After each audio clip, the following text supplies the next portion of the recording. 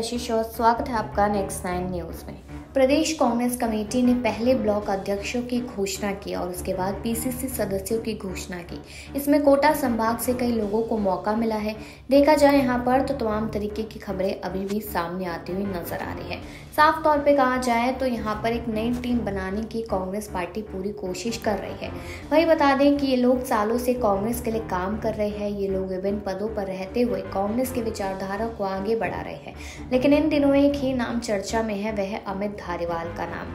यह नाम वो है जो कभी राजनीति में नहीं था, ना ही कभी किसी पद पर रहे और ना ही कोई चुनाव लड़ा।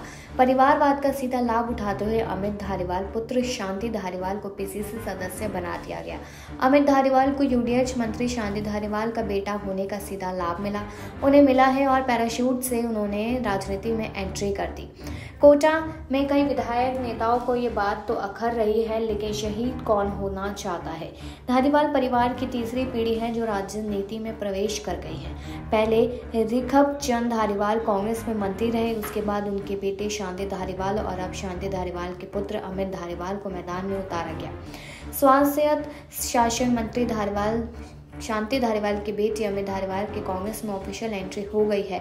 उन्हें प्रदेश कांग्रेस कमेटी में सदस्य नियुक्त किया गया है। वह पार्टी संगठन में उनको दिया गया पहला पद है। हालांकि अमित धारीवाल कोटा शहर में कांग्रेस पार्टी की गतिविधियों में सक्रिय रहने का पुरजोर प्रयास कर रहे हैं, लेकिन अब तक उनकी पहचान एक समाजसेवी की थी। वो पीसीसी चीफ सदस्य हो गए हैं।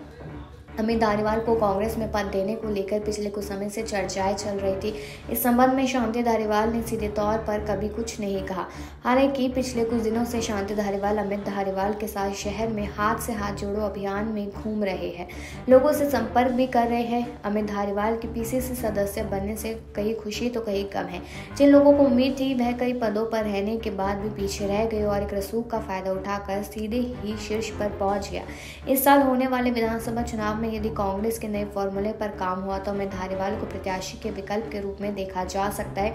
उनके तैयारियों का अंदाजा इस बात से लगाया जा सकता है कि वह हर कार्यक्रम में अपने पिता के साथ खड़े नजर आते हैं। लेकिन अब इस पर आपकी क्या राय है, कमेंट सेक्शन में जरूर बताएं और बाकी ऐसी खबरों के लिए देखते रहिए नेक्स्ट 9 न्यूज।